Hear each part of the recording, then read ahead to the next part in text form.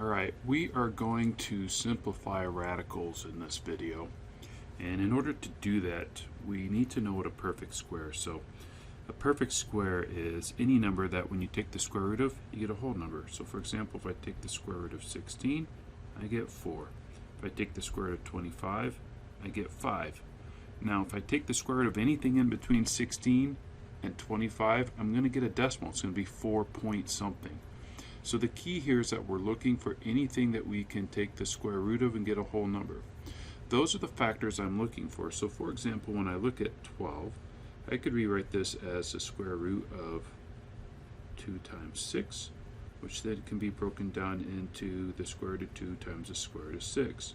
Now, this doesn't help us though, because if I take the square root of 2, I get a decimal. If I take the square root of 6, I get a decimal.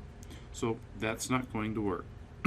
I also could go ahead and do something like 1 and 12, but the problem with this is I can take the square root of 1, but I still get 1, so it's still 1 times the square root of 12.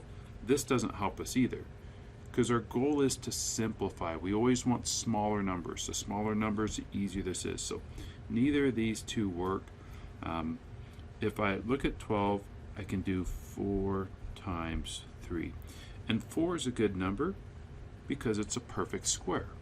And so once I have multiplication under a radical like this, I can separate them. I can say the square root of 4 times the square root of 3, and we know that the square root of 4 is 2, and so I get 2 times the square root of 3. This is simplified. Now if in your calculator you take the square root of 12 and then you take the square root of 3 right down here, and then you multiply it times 2, you're going to get the same thing as the square root of 12. So the key here is not that we're getting a different value here, we just want smaller numbers so that when we all work with radicals and we're comparing answers, we're all getting the same thing, right? And we'll do several more examples with this. Alright, simplifying radicals. So we've got the square root of 160. We want to break this down into smaller numbers.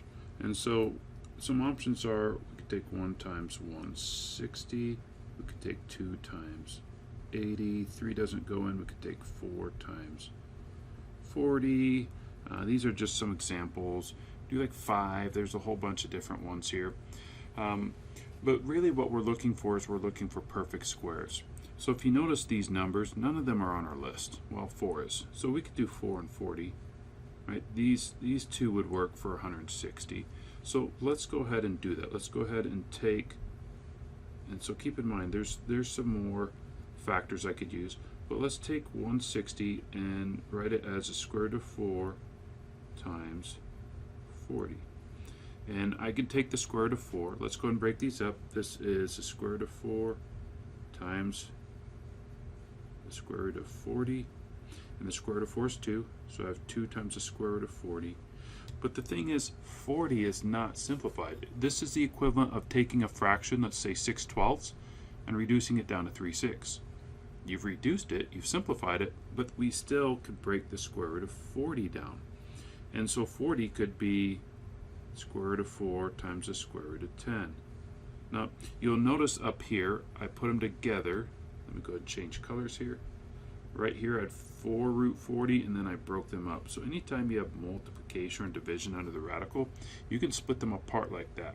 And so a lot of times what you'll see is like right down here, I've got the square root of 40, and I just went ahead and split them up right away. There's no need for me to do 2 steps where I write underneath the radical root 4 times 10. I don't need to write that. I can skip this step and just go straight down to splitting them up down here. Alright? So the square root of 4 here is 2, and I still have the square root of 10. Now keep in mind we've got this 2 up here, which carries along for the ride, and 2 times 2 is 4 times the square root of 10. So this is our answer. Alright? Now something else you could do is you could look at this and say, well, I see 16 times 10, right? And we can put them underneath the radical, and then we can split them up. Root 16 times the square root of 10, and this becomes 4 times the square root of 10, because the square root of 16 is 4. Okay, so square root of 16 becomes 4. Square root of 10 I can't simplify. You take the square root of 10, you're going to get a decimal. And if I tried to break down 10, I could do 2 and 5. But neither one of these are perfect squares. Alright, so I end up with still 4 root 10.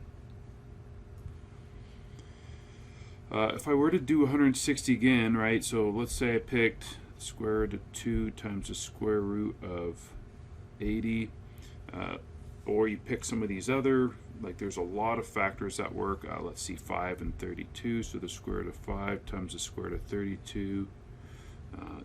And so there's lots of different factors we could try, but keep in mind 2 is not on this list. 80 is not on this list.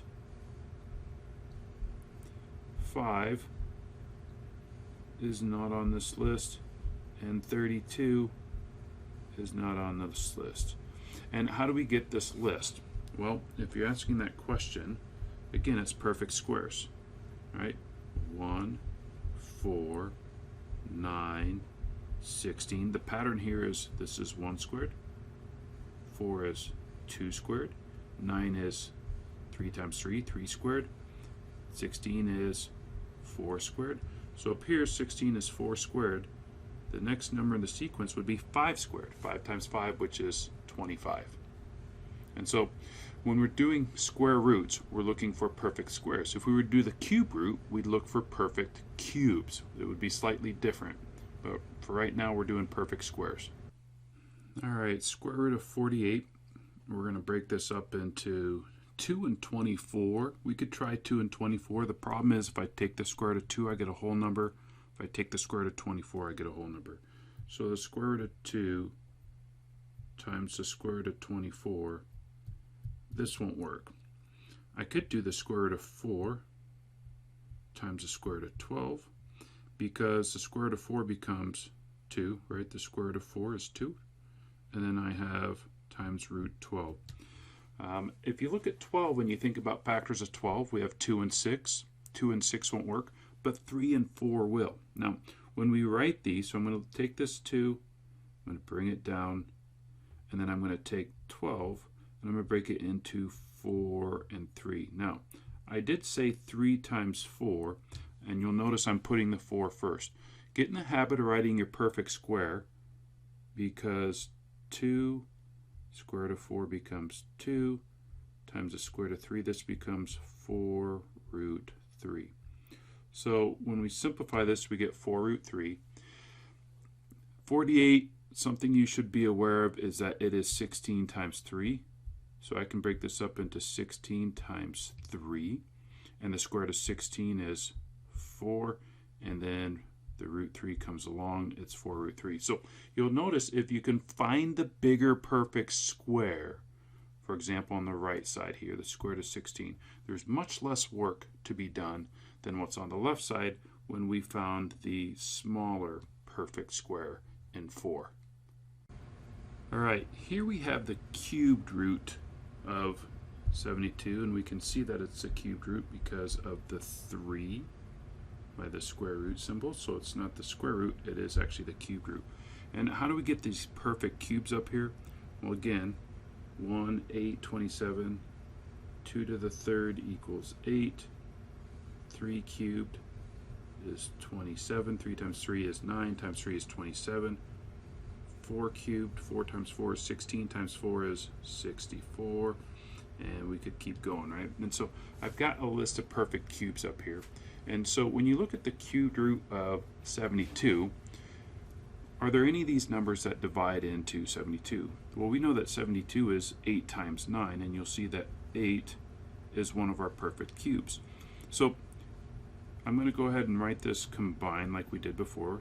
This is still 8 times 9, but instead of the square root, it's now the cube root. So now that I have multiplication underneath my cube root, I can now split these apart. This is the cubed root of 8 times the cubed root of 9. Right? The cubed root of 8, is 2, because 2 times 2 times 2 is 8. Now what times what is 9? Keep in mind, this isn't the square root of 9. The answer to this isn't 3. This is a cubed root of 9. We're saying what times what gives us 9. And that's going to be a decimal.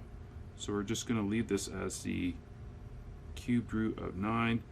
And that would be how you would simplify a cubed root. Now you could do the same with quartic roots and other things like that.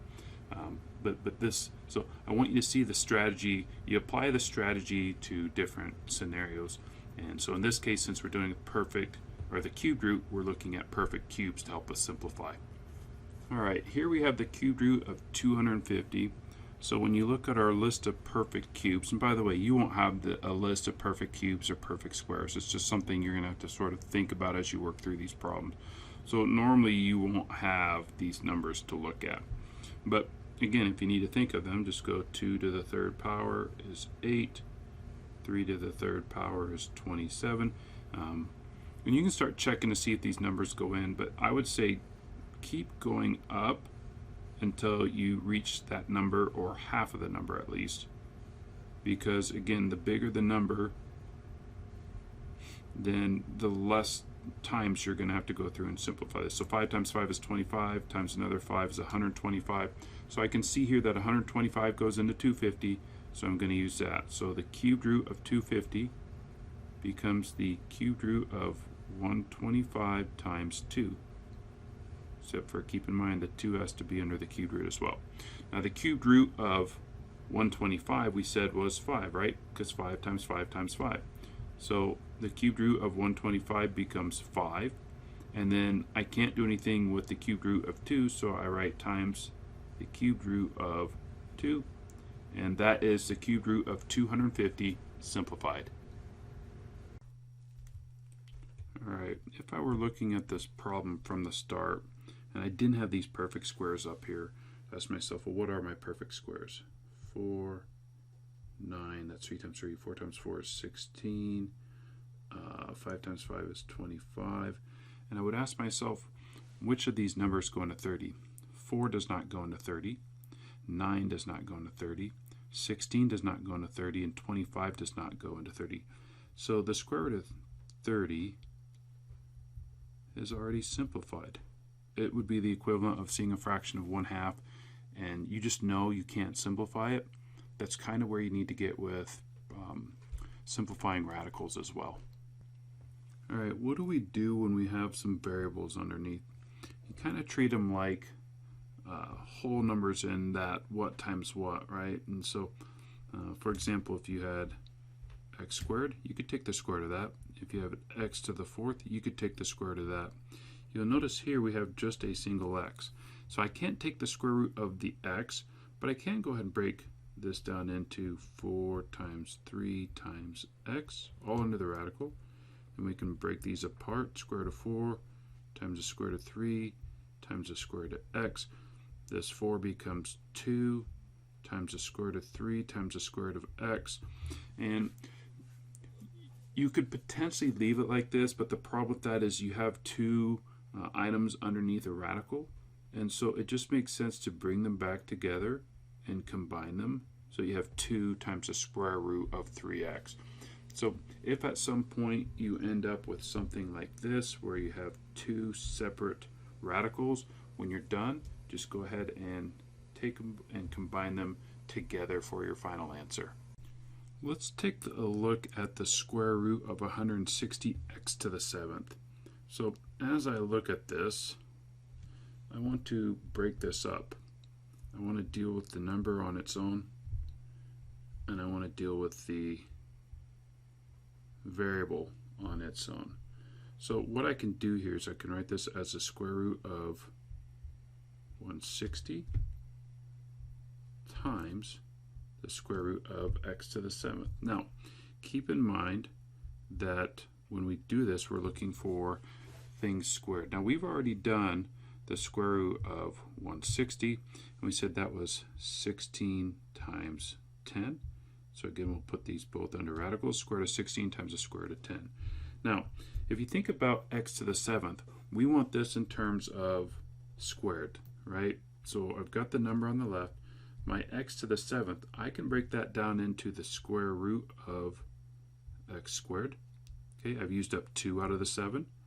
Take it times the square root of x squared. I've used 4 out of the 7 times the square root of x squared. I've used 6 out of the 7, and that's going to leave me 1 left over. I could put 1 here, but we don't need to. It's just x. And so what you're going to see here is that as we start to simplify this, square root of 16 becomes 4. Square root of 10 just stays as the square root of 10. All right.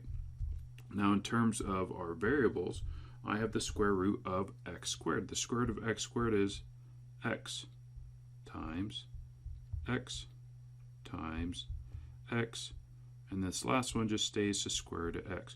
So now what we want to do is we actually want to look at what is not under the radical. I've got 4x cubed, all right? So I've got 4x cubed times, and then what do we have left? Well, we have the square root of 10 times the square root of x, and both of those are underneath the radical. So I'm going to write times the square root of 10x because they're both under the radical. So the square root of 160x to the 7th simplifies down into 4x cubed times the square root of 10x. All right, here we see this square root with some variables. So what we're going to do is we're just going to bring the x along. We're going to take our x to the 5th and break it up into x squared. So I have an x squared times x squared. That gives me 4. So I'm going to have another one left over. I'm going to do the same with my y. My y cubed can be broken down into the square root of y squared. And then I've got another y left over. And so when we look at this, what we want to do is we go ahead and bring our x down. This becomes x. This x squared becomes x. I'm going to have the square root of x here.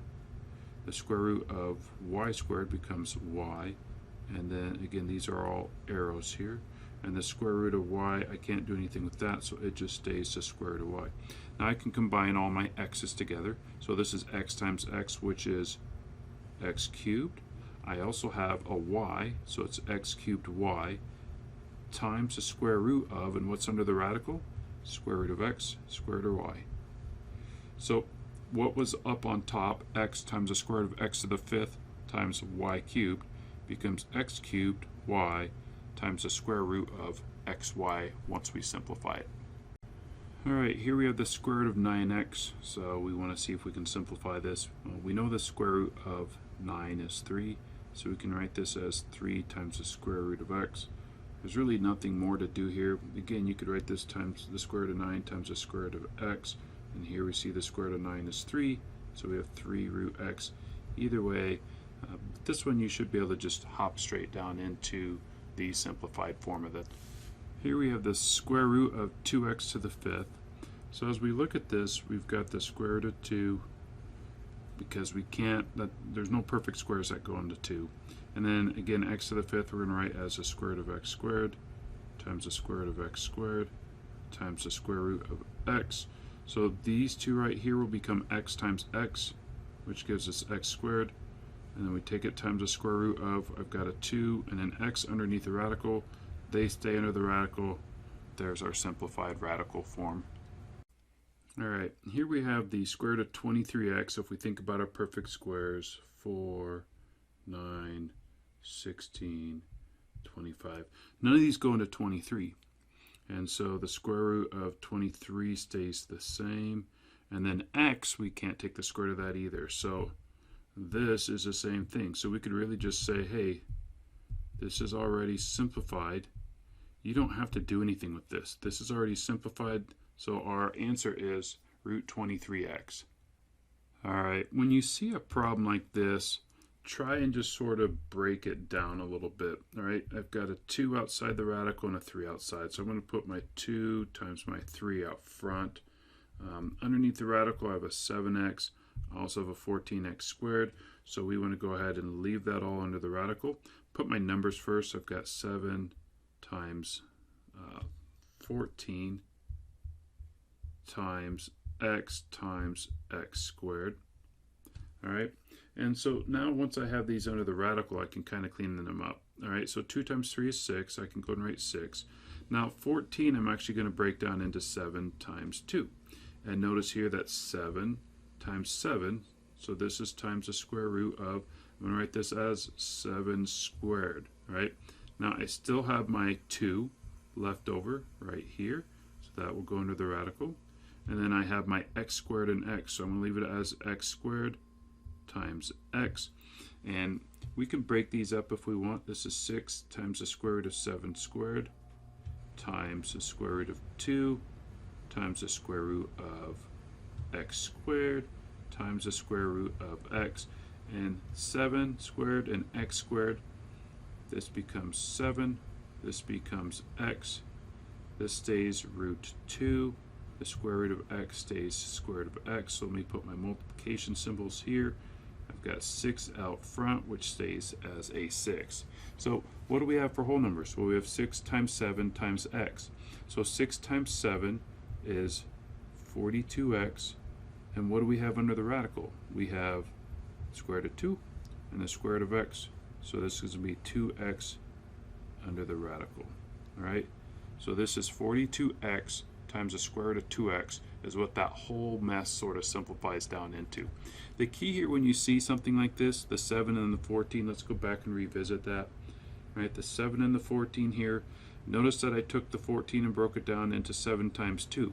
And I did that because I wanted the two 7s here so that I could write it as 7 squared. And then I could go ahead and simplify that. Alright, here we have 3 root 6 times the square root of 18. So I'm going to leave the 3 outside. I'm just going to go ahead and put everything underneath here, 6 times 18. And I can rewrite that as 6 times 9 times 2, right? Because 18 is 9 times 2. That's good because we can take the square root of 9, but notice I've got 6 times 2, which is 12. So I'm going to rewrite this as 3 times the square root of 9 times the square root of 12. Okay, because 6 times 2 is 12, and 12 can be broken down into the square root of 4 times the square root of 3, and so this whole thing ends up being 3 times the square root of 9 times the square root of 4 times the square root of 3. Now, square root of 9 becomes 3, square root of 4 becomes 2, so I have a 3 times a 3 times a 2. 3 times 3 is 9, times 2 is 18, and then I have a root 3 left over. So this product of radical expressions becomes 18 root 3. Alright, here we've got the square root of 2x times the square root of 9x cubed. We've got a radical times a radical. I know that 9's a perfect square. I see here that I've got an x and an x cubed. So I'm just going to go ahead and write this as, I'm going to rearrange the order. I've got the square root of 9. I also have the square root of x to the 4th, right? Because x cubed times x is x to the 4th. And don't forget we also have the square root of 2. Now, square root of 9 becomes 3. X to the 4th I'm going to write as the square root of x squared times the square root of x squared times the square root of 2. Keep in mind each of these becomes x because x square root of x squared is x. So 3 times x times the square root of 2. This is 3x squared times the square root of 2. I don't really like, see how this 2 is really close to the radical. I'm going to go ahead and back this up just a little bit. Let's put our 2 closer to the x so it's very clear it's part of the x squared. And then I have the square root of 2. And there is our simplified answer. Alright, here we want to take our whole numbers 7 and 3, put them out front, which is 21. I've got 5 times x times 20. Now I know that 5 times 20 is 100, so I'm actually going to write it times the square root of 100. Right? 5 times 20 is 100, and I'm doing that because I know the square root of 100 is 10. Now I have an x and I have an x to the 5th. X times x to the 5th is x to the 6th. So I can rewrite this as x squared times x squared times x squared. Keep in mind, x to the fifth and x up here were under the radical, and so down here they'll also be under the radical. So as you look at this, this is 21 times 10 times x times x times x. 21 times 10 is 210. X times x times x is x cubed. And there we go.